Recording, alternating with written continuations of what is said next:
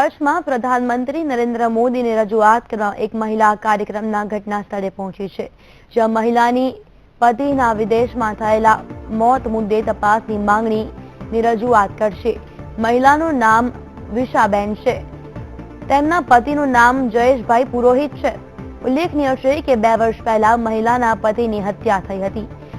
પતિની હત્યા થઈ હોવાની પત્નીની આશંકા છે, તેના કારણે તે નરેન્દ્ર મોદીને મળવા માટે પહોંચી ગઈ છે।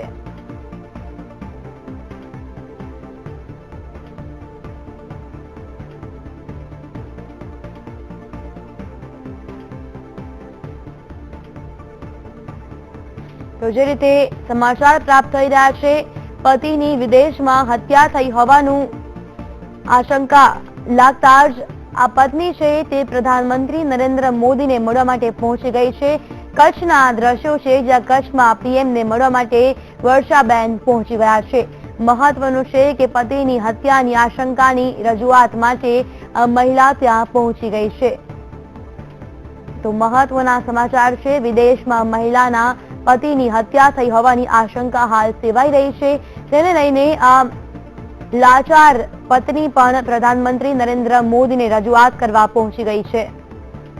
આ જ મામલે સંવાદદાતા મેહુલ દેસાઈ જોડાઈ ગયા છે।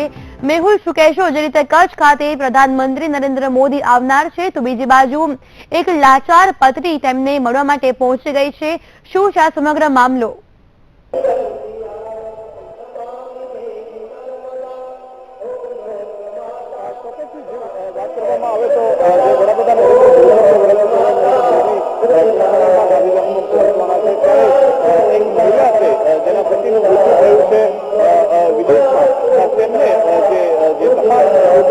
માંગણી સાથે મહિલા ગાંધીધામ પહોંચી છે।